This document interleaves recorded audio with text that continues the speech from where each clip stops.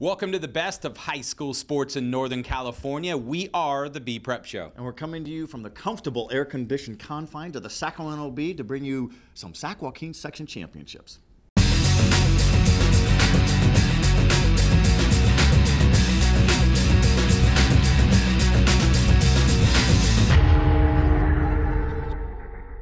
Welcome back for another edition of the Bee Prep Show. I'm Mike Finnerty, joined as always by Joe Davidson, the Sacramento Bee, and we are enjoying being indoors this week. We were baking out at Union Field at Sacramento City College last week, but we've taken the show back indoors once again. Well, now we're smart. Yeah. Last week we weren't. No, we weren't.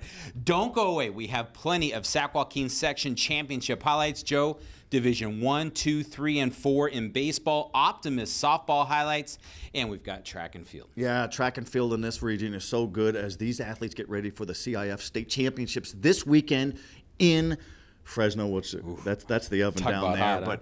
But enjoy these baseball highlights because you'll see that the Sac Joaquin section can play with anybody, and it's so fitting that some of these teams faced off because some of them are league rivals. That's right. Well, we're going to get right to it. We're going to start it off with the Division I game. We've got the Elk Grove Thundering Herd, a long-time power in this area, going up against the St. Mary's Rams of Stockton. To Union Field on the campus of Sacramento City College, it's the Division I section championship between the Elk Grove Thundering Herd, looking for its 9th section title and its 2nd in the last 3 years, going up against the St. Mary's Rams of Stockton, another perennial Division I powerhouse and a team the Herd knows well. Top of the third, St. Mary's up 1-0 when Oak Grove's Nick Magical singles to center. That'll bring home Peyton Wheatley. We're all tied up, 1 apiece. 4th inning, St. Mary's now up 2-1 when this time it's Aaron Wong coming up with a timely base hit. Scoring is Ty Magical, and we're tied again, this time at 2 apiece. Still batting, it's Wheatley with a rip to deep left, and here come the go-ahead runs with Landon Gaslam finding home plate, followed by Wong, and Elk Grove grabs its first lead of the game, this at 4-2, and the dugout is loving the big hit from Wheatley, a triple for Mr. Wheatley. Oak Grove would add a run in the 6th, go up 5-2, while in the meantime it was starter Chris Martin getting it done for Elk Grove. He had great defense behind him all afternoon, but Martin got shutout pitching the final 4 innings and allowed just 6 hits for the game. Needing just an out to put this away, it's Carlos Mosley making the diving tag, and that'll do it. Elk Grove gets the 5-2 win and captures its 9th section championship, all in Division I. Herd finishes in winning style, and for the seniors, it was a great way to go out.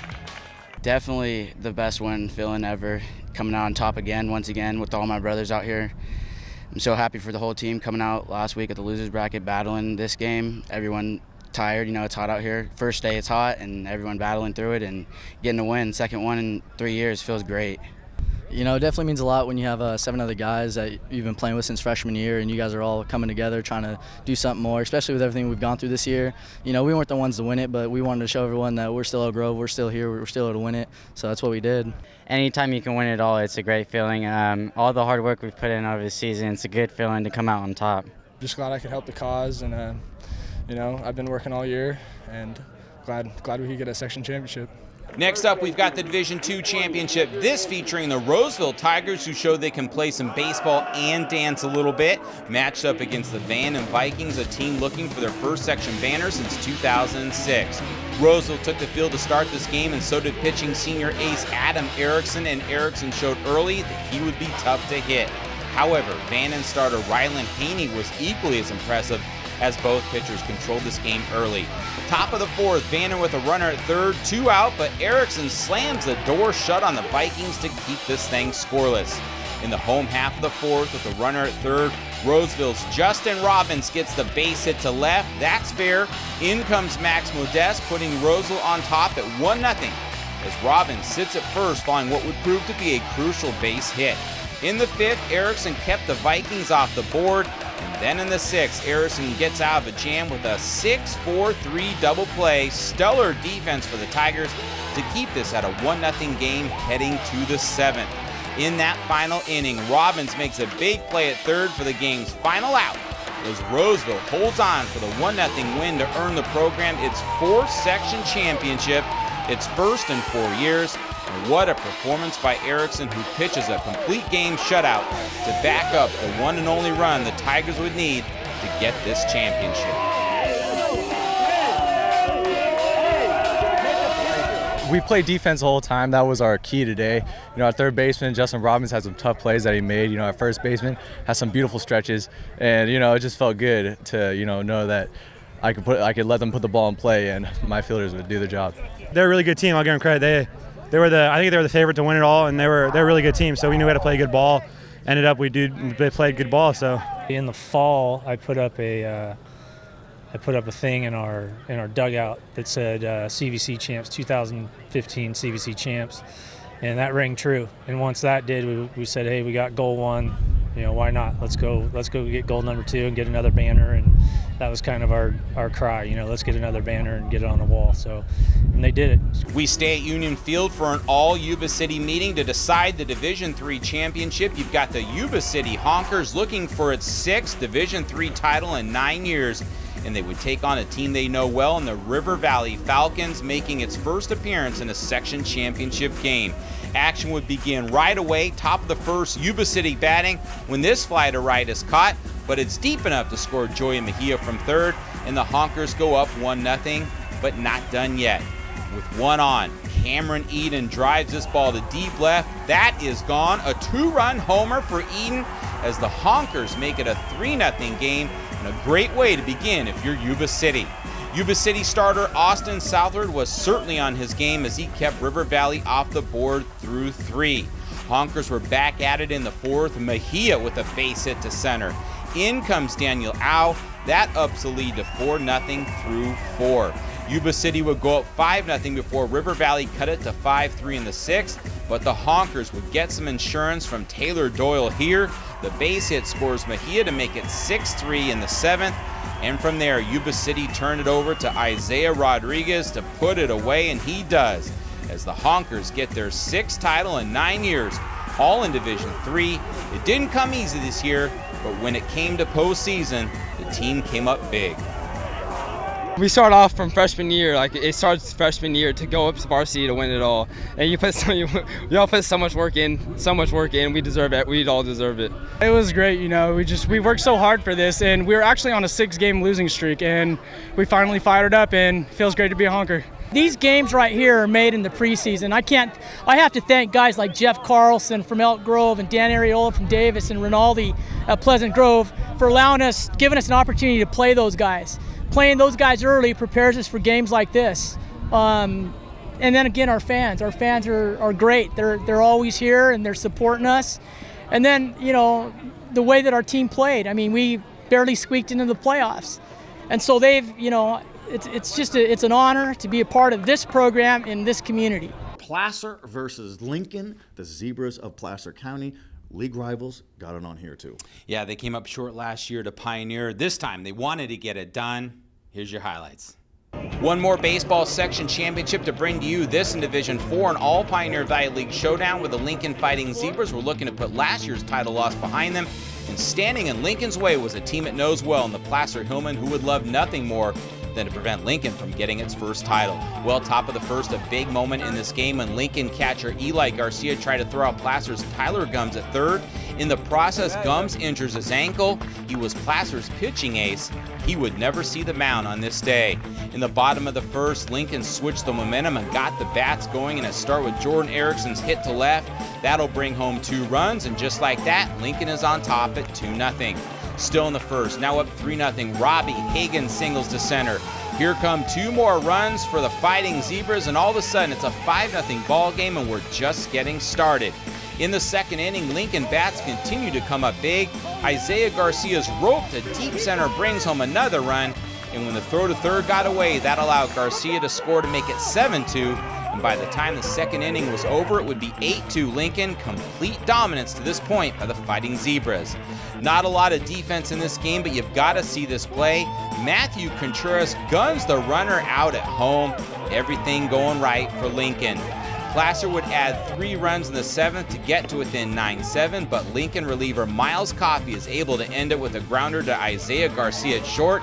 That seals the deal for Lincoln as the Fighting Zebras capture their first baseball section title, and the celebration is on. Big-time offense for Lincoln proved to be the difference. And when Lincoln needed a big play at a key time, it got that big play. Lincoln finishes out the season with a 15-game winning streak and can now say that they are finally section champs.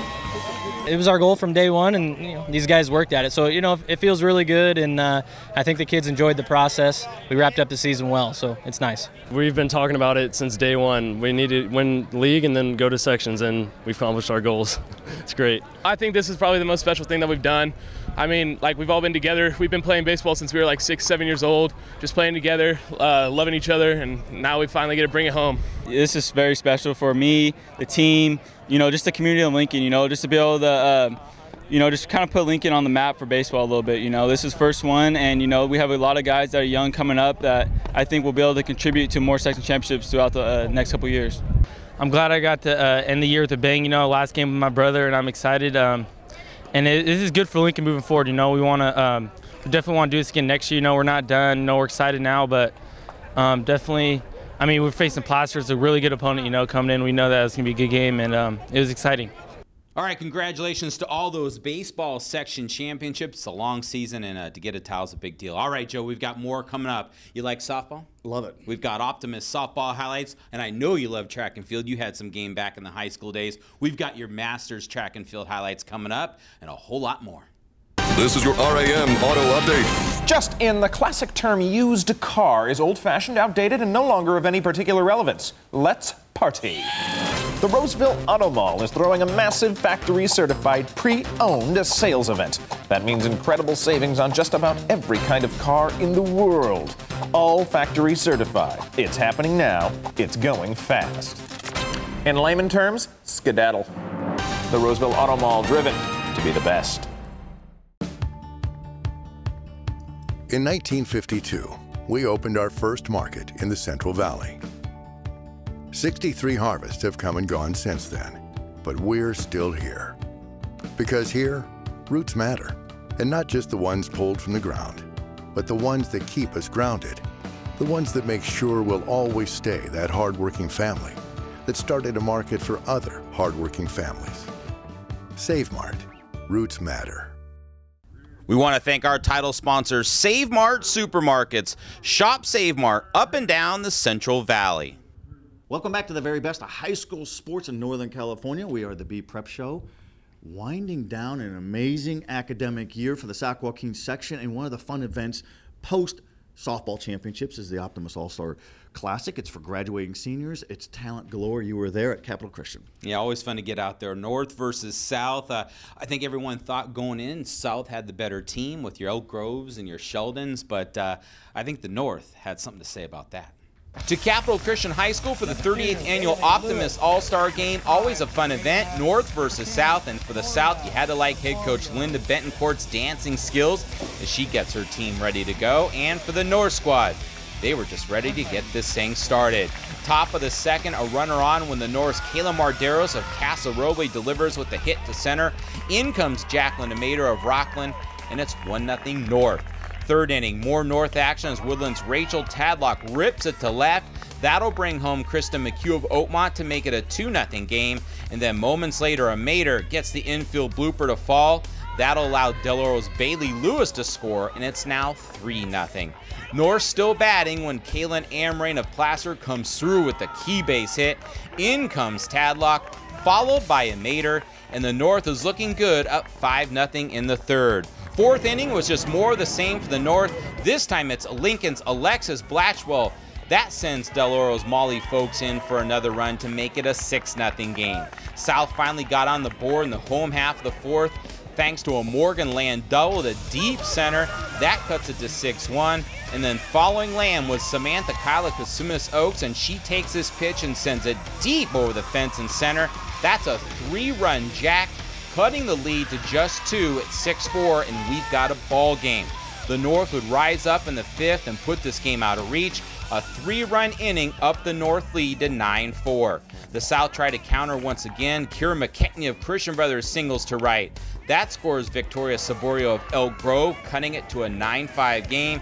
They would get to within 9-6, but that wouldn't be enough.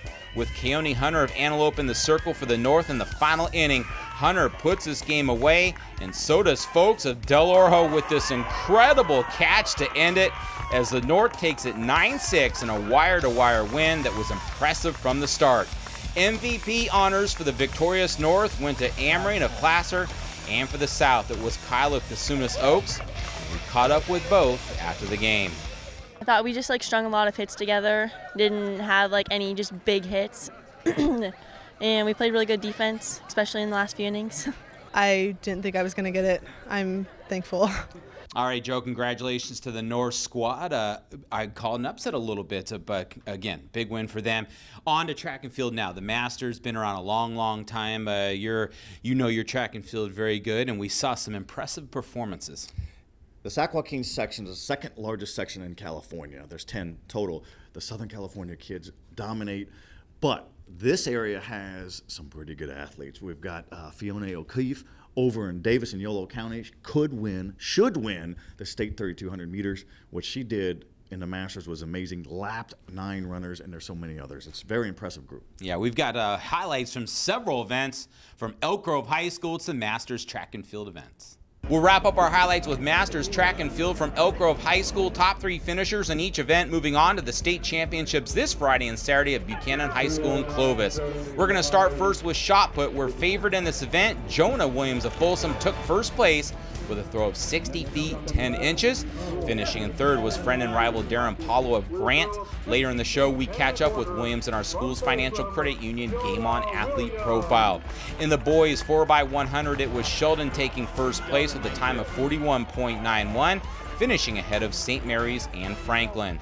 Girls 100-meter dash, it's Pleasant Grove sophomore Raven Lawler sprinting to an impressive first place finish, just barely edging out Natsumi McGee of Cosumnes Oaks. Boys 300-meter hurdles, how about Roseville senior Trayshawn Woods? Woods crosses the finish line looking good. He takes first place with a time of 37.69, finishing just ahead of Granite Bay's Tyler Brendel. Look for more on Woods later in the show.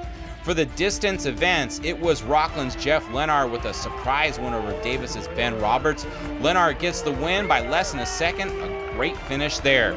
We saved the most impressive win for the end, and it was Davis's Fiona O'Keefe simply dominating the 3,200-meter run. From the opening lap, she got out in front, and not only did she just never relinquish the lead, but she built on that lead, seeking a personal record. In the end, O'Keefe would lap the field and finish with a time of 10.00.85, which was third best time in the nation this year. And we'll see if she can beat that mark at state. Fun to be out there out at Elk Grove High School, and boy, Fiona, what a performance that was, as you saw there. All right, it's now time to do our feature that we do every week. We profile an athlete, and we figured in this second to last show, we'd maybe profile someone who had a big year this year, but someone we know would have a big impact next year. You took the mic, and you had a chance to catch up with Jonah Williams of Folsom. Yeah, he's a burly guy, and a little bit thinned out on the beard.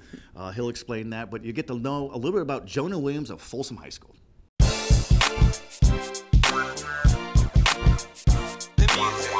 You're a lot cleaner right now. The beard is gone. Yes. Thinned out. Yes, sir. Try to, stay clean on my hair, I guess. A little bit less wind drag. You're a master section champion in the shot put, but knowing you want a little bit better. You're looking for PR. Yes, sir. I always try to, improve myself and set personal goals, and then, try to achieve them. That's a great thing about shot, is it's so numerical. You can always, push for a better number, but, there's a lot of good competition out here, so I was just happy to get out with a win. You noted for your great offensive line play, defensive line play for Folsom, 16-0 last year. When you look back, what a great year, and you've got another year. Good times with more to come. Yes, sir. I was super proud of what we did last year, and we got a good group of guys this year. A lot of people filling roles and working hard. So I'm excited. We have a lot of good chemistry and great coaching as always. And the coaching has been, with Troy Taylor, with the offensive skill guys, and Chris Richardson. What does he mean to you? Oh, he means, everything. I think that he's a huge part of my success. He's taught me everything I know about offensive line, and I'm extremely thankful for their influence in my life and my future. Are you glad that you're a Crimson Tide pride there and get that off your shoulders? Yes, sir. It's great because I can focus on one goal now, and, that's the state championship, and then, focus on winning a national championship at Alabama. So I'm excited. It's a great place. I love everything about it, and I can't wait to be a part of it. This is your last go in track, because you'll be an early enrollee next year to Alabama. But talk a little bit about the importance of playing as many sports as you can. You played 2. I think it's important. Everything builds on each other. So obviously lifting for track helps lifting for football, and all the footwork, explosiveness, all those things. I think they're extremely complementary to each other. So it's always good to, when you work on one, it benefits the other, I guess. Darren Paul is a friend of yours in football from Grant. He's going to be at Utah. You guys went up against each other in the trenches and also in track and field. It's good to have rivals. Yes, sir. Great guy. You know, I'm excited for his future too, and I'll see him down at the state meet, so I'm excited for that. There's a history you feel when you visit any of the Von Hausen automotive dealerships. You'll sense the quality of Mercedes-Benz, and you'll experience the low-pressure atmosphere that comes from 2 generations of family ownership. Mercedes-Benz of Sacramento, Mercedes-Benz of El Dorado Hills, and Mercedes-Benz of Rockland. 3 great reasons to drive one of the world's best automobiles. Come feel the difference or visit vonhausen.com. We'd like to thank our sponsors, starting with Save Mart Supermarkets, where fresh comes first. Shop at Save Mart up and down the Central Valley. Schools Financial Credit Union, banking for everyone, value, convenience, and emerging technology. Von Hausen Automotive Group, celebrating 50 years with Mercedes-Benz. Stop dreaming and start driving. Roseville Auto Mall. If you're looking for a used car, go to the Roseville Auto Mall with over 6,000 vehicles to choose from. And Les Schwab Tires. Since 1952, we promise we'll get you more for your money.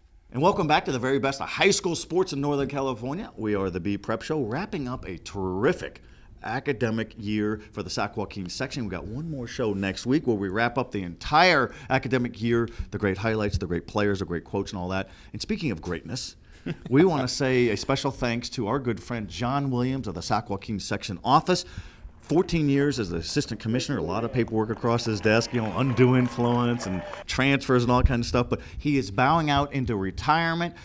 He's not going very far because his son, Jonah Williams, a terrific basketball coach for Liberty Ranch and Galt, has already brought him in to be the head of basketball operations for his program. So John will be out there pushing a mop, I'm sure, before and after games. Yeah, John's been a sports writer. He told me last week he was an assistant girls basketball coach at Galt High School, his alma mater. So again, from on behalf of Joe and I, Mr. Jonah Williams, good luck in retirement. Something tells me we'll still see you around, though. Oh, yeah. He's got 3 granddaughters who he adores, and so he'll be on full bore baby duty and babysitting duty, but he'll be at championship events and regular events because he loves high school sports. Yeah. Well, speaking of that, one thing you and I love to do is to honor 2 athletes as we do every week. We're going to do it once again with our Von Hausen Stars of the Week. This week, Von Hausen Stars of the Week are Trayshawn Woods of Roseville and Fiona O'Keefe of Davis. Woods, a senior for the Tigers, took first in the 300-meter hurdles with a time of 37.69, edging Granite-based Tyler Brendale. And now Woods will head to the state championships in Clovis this week. As for O'Keefe, she was nothing short of sensational in the 3,200-meter run with a time of 10.00.85, which was not only 3rd best time in the nation this year, but it was a personal record for O'Keefe. She lapped the field in what turned out to be a memorable Masters moment, and she too will head to state. Well done. It is a fun segment there. It's always football season around here. We just talked to Jonah Williams, the fabulous offensive lineman, defensive lineman for Folsom, doing good things in track and field as well. He's going down to state meet. But the other big recruit this fall for this area is going to be Bo Bisharat of Jesuit High School. He's the brutish, strong, fast, swift running back for the Marauders. He's going from Big Red to even bigger red. He just gave a verbal commitment to the Stanford Cardinal. That's a hard school to get into. And it's a premier football program. He's excited. I think it's neat that this guy can play. He's something else. He's got a lot of class and a heck of a student. Yeah, he is. And, I think of talking about recruits, although this guy's going to college. We saw Darren Paulo of Grand. He'll be at Utah this fall doing the shot put out, the Masters track and field events. And he walked by us. We've interviewed him before, but he walked by us and go, what a mountain of a man he is. And people are asking us out at the Masters, well, why Utah? Well, Utah's good. Oh, Utah's a powerhouse program. That's where he's going to go. He's 6'6", 325 pounds, great feet, great leverage, powerful, strong, good citizen, good student. I mean, he's everything. He does track and field just like his good friend Jonah Williams of Folsom because it's good for their footwork and it's nice to multi-sport. So Utah of the Pac-12 is big time, and Devontae Booker of Grant High School will be a senior for the Utah Utes. could be a Heisman Trophy leading candidate, 1,500-yard rusher last year. So the Pacers are everywhere in college football. Yeah, and one more football note, Johnny Capra of Placer High School. He will be at Utah this fall, so they are loading up. All right, Joe, always fun to talk football. And again, this summer, you and I will probably bounce around some football camps and start getting ready as this season will begin, 3rd week of August. All right, Joe, one more segment coming up. We're going to kind of recap and look ahead.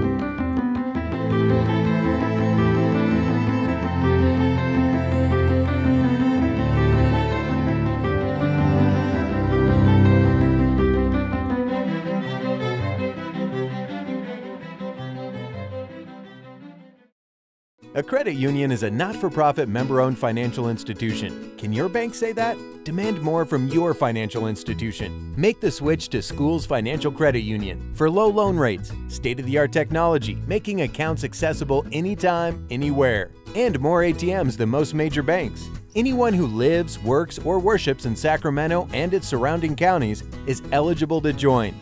Be part of the credit union difference and bank happily ever after with Schools.